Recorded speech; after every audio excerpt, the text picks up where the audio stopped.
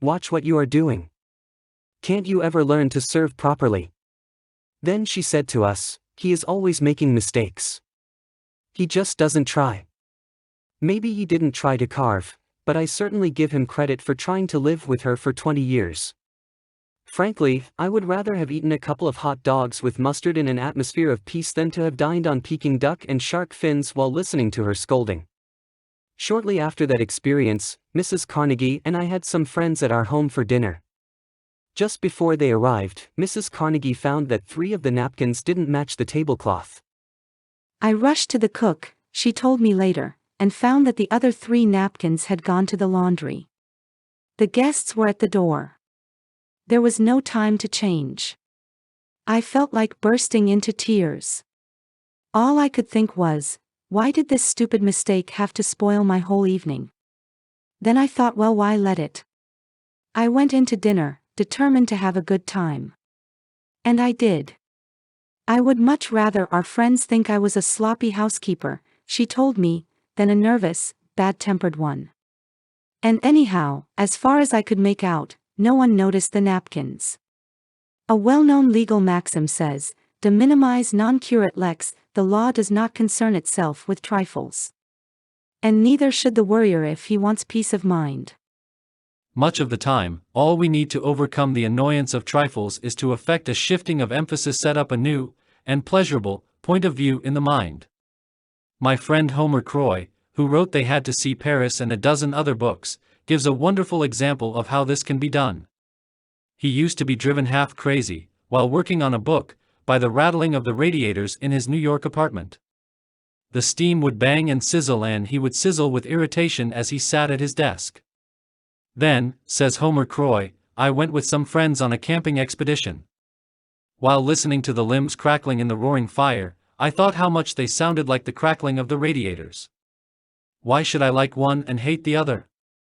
When I went home I said to myself, the crackling of the limbs in the fire was a pleasant sound, the sound of the radiators is about the same. I'll go to sleep and not worry about the noise.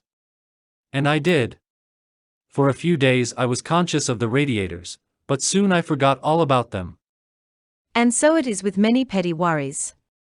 We dislike them and get into a stew, all because we exaggerate their importance. Disraeli said, life is too short to be little.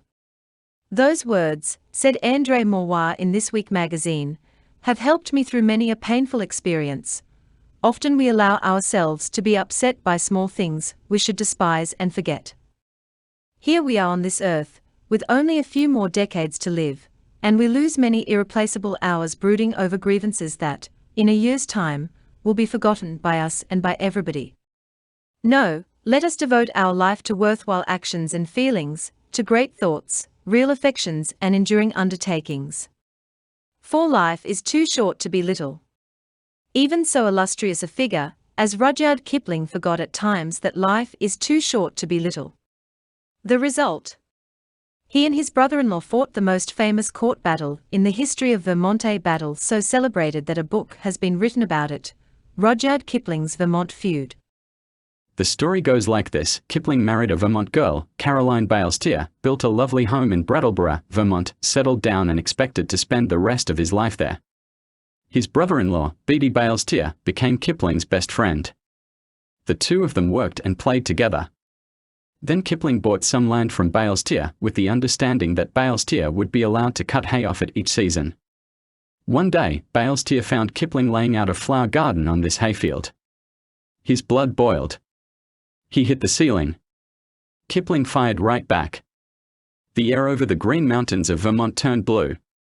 A few days later, when Kipling was out riding his bicycle, his brother-in-law drove a wagon and a team of horses across the road suddenly and forced Kipling to take a spill. And Kipling, the man who wrote, "If you can keep your head when all about you are losing theirs and blaming it on you," he lost his own head and swore out a warrant for Balestier's arrest. A sensational trial followed. Reporters from the big cities poured into the town. The news flashed around the world. Nothing was settled. This quarrel caused Kipling and his wife to abandon their American home for the rest of their lives. All that worry and bitterness over a mere trifle. A load of hay. Pericles said, 24 centuries ago, "Come, gentlemen, we sit too long on trifles. We do, indeed. Here is one of the most interesting stories that Dr. Harry Emerson Fosdick ever told. A story about the battles won and lost by a giant of the forest. On the slope of Long's Peak in Colorado lies the ruin of 3 gigantic trees. Naturalists tell us that it stood for some 400 years. It was a seedling when Columbus landed at San Salvador, and half-grown when the Pilgrims settled at Plymouth. During the course of its long life it was struck by lightning 14 times, and the innumerable avalanches and storms of 4 centuries thundered past it. It survived them all.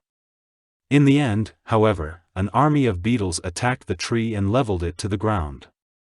The insects ate their way through the bark and gradually destroyed the inner strength of the tree by their tiny but incessant attacks. A forest giant which age had not withered, nor lightning blasted, nor storm subdued, fell at last before beetles so small that a man could crush them between his forefinger and his thumb. Aren't we all like that battling giant of the forest? Don't we manage somehow to survive the rare storms and avalanches and lightning blasts of only to let our hearts be eaten out by little beetles of worry, little beetles that could be crushed between a finger and a thumb? A few years ago, I traveled through the Teton National Park, in Wyoming, with Charles Seafred, Highway Superintendent for the state of Wyoming, and some of his friends. We were all going to visit the John D. Rockefeller estate in the park. But the car in which I was riding took the wrong turn, got lost, and drove up to the entrance of the estate an hour after the other cars had gone in. Mr. Seafred had the key that unlocked the private gate, so he waited in the hot, mosquito-infested woods for an hour until we arrived. The mosquitoes were enough to drive a saint insane. But they couldn't triumph over Charles Seafred. While waiting for us, he cut a limb off an aspen tree and made a whistle of it. When we arrived, was he cussing the mosquitoes? No, he was playing his whistle. I have kept that whistle as a memento of a man who knew how to put trifles in their place.